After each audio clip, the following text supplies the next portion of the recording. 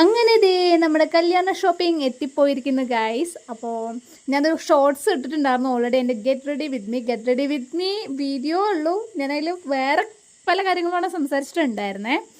അപ്പോൾ ഞങ്ങൾ രാവിലെ തന്നെ ഇറങ്ങി കേട്ടോ.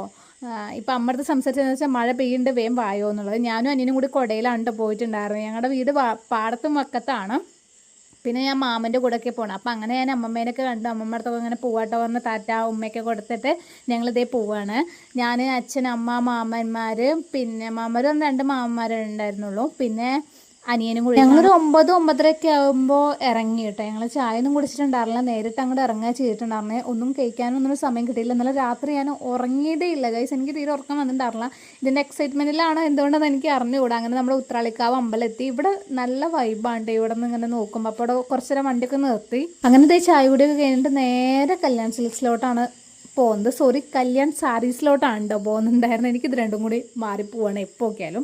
ഞങ്ങൾ കുറേ വർത്താനമൊക്കെ പറഞ്ഞ് അടിപൊളിയായിട്ടുണ്ടോ വന്നിട്ടുണ്ടായിരുന്നു. അതുകൊണ്ട് ഇവിടെ എത്തിയത് അറിഞ്ഞത് പോലും ഇല്ല. അപ്പോൾ ഞങ്ങളിത് അവിടെ അടിസയിലൊക്കെ നടന്നുകൊണ്ടിരിക്കട്ടെ. പിന്നെ ഭയങ്കര നല്ല കളക്ഷൻസ് ആയിരുന്നു ഗൈസ്. എനിക്ക് ഭയങ്കര ഇഷ്ടപ്പെട്ട കുറേ കളക്ഷൻസ് ഉണ്ടായിരുന്നു. പിന്നെയും ഒന്ന് ഷർട്ടിനാണ് ഞാൻ കുറച്ച് പരുതരുന്നത്.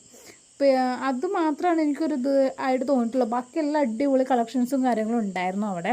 ആദ്യം തന്നെ മുകളിലത്തെ നിലയിൽ കയറി എൻ്റെ വെഡ്ഡിങ് സാരി ആയിരുന്നു ഞാൻ നോക്കിയിട്ടുണ്ടായിരുന്നത്. എൻ്റെ വെഡ്ഡിങ് സാരി പെട്ടെന്ന് തന്നെ നോക്കി കഴിഞ്ഞിട്ടുണ്ടായിരുന്നു. 1/2 മണിക്കൂർ എനിക്ക് ടൈം എടുത്തിട്ടുണ്ടായിരുന്നുള്ളൂ.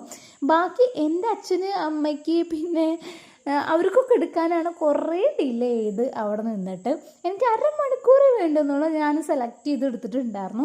അപ്പോൾ ഇപ്പോൾ ഉടുത്തിരിക്കുന്ന കുറച്ച് സാരികളുണ്ടല്ലോ, ഇതിൽ ഒരെണ്ണമാണ് ഞാൻ എടുത്തിട്ടുണ്ടായിരുന്നത്. അപ്പോൾ ആ ഡ്രസ്സ് ഏതാണെന്നുള്ളത് കല്യാണത്തിൻ്റെ അന്ന് റിവീൽ ചെയ്ത് തരാം കേട്ടോ. അപ്പോൾ എനിക്കിതിൽ ചേർച്ച ഏതാണെന്നോട് നിങ്ങൾ നോക്കണം. ഇതിൽ ഞാനിപ്പോൾ 1, 2, 3, 4ഓളം സാരികൾ ഉടുത്തിട്ട് ജസ്റ്റ് കാണിച്ചു തന്നിട്ടുണ്ടായിരുന്നു. പക്ഷെ ഇതിലെനിക്ക് ആ കൂടി ഒരു സാരിയാണ് കൂടുതലായിട്ട്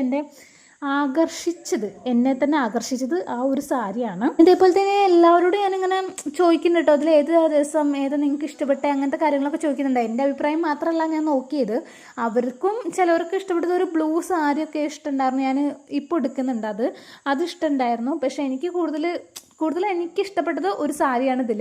അത് ഞാൻ എന്തായാലും കല്യാണത്തിൻ്റെ അന്ന് റിവീൽ ചെയ്ത് തരാം. ഈ ഉടുത്ത സാരി ഉണ്ടല്ലോ, ഇതാണ് എല്ലാവരും പറഞ്ഞു, അവിടുത്തെ ചേച്ചിമാരും പറഞ്ഞു നിനക്ക് നന്നായിട്ട് ചേരുന്നുണ്ട്, നല്ല രസമുണ്ട് എന്നൊക്കെ.